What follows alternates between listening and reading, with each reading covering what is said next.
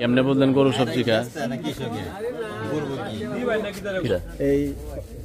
এইটা কৃষকে 2 টাকা কেজি কেজি কেজি 2 টাকা। আর এই যে যখন 5 টাকা আছে 250 গ্রাম মনে কৃষকের আপনার দোকানে বেচা কিনা একটু কম।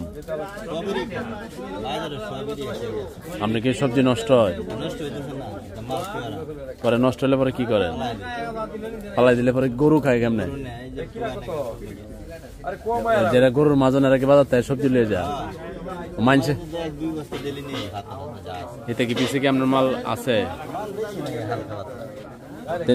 এবার কি কৃষকের লস আপনার লস? লাভ কার? জনগণের। মুরব্বী কি কয় জনগণের? আপনি তো একজন জনগণ, তার কথা কি সত্য? জনগণের লাভ, জনগণের লাভ। জনগণ কি মাংনা দিতেছে কিনা খাইতেছে না কেউ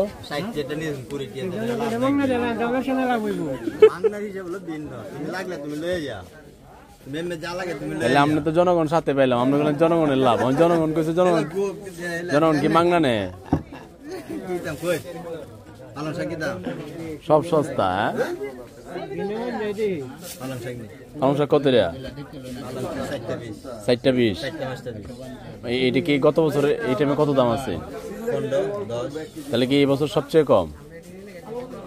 এই সময় আছে 15 টাকা। কইছে এবার কৃষকের লস, এরার লস, লাভ জনগণের।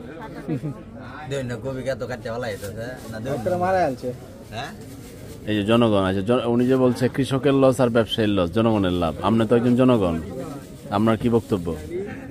জনগণের লাভ, জনগণের তো লাভ হওয়ার কোনো সুযোগ নেই। কইছে যে সবজির দাম কম।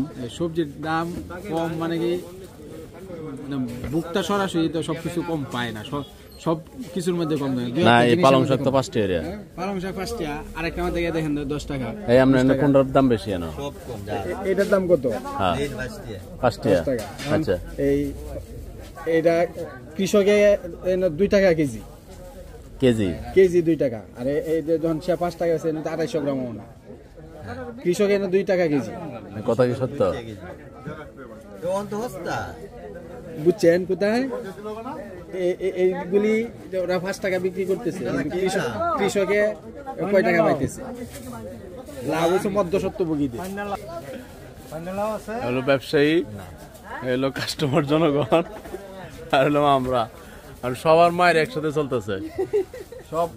এই যে ভোক্তার লাভ নাই, সব হচ্ছে মধ্যস্বত্বভোগীর লাভ। ওই যে এনো আম বেচে 400 টাকা কেজি, সাজনা বেচে 400 টাকা কেজি। এই যে টাকা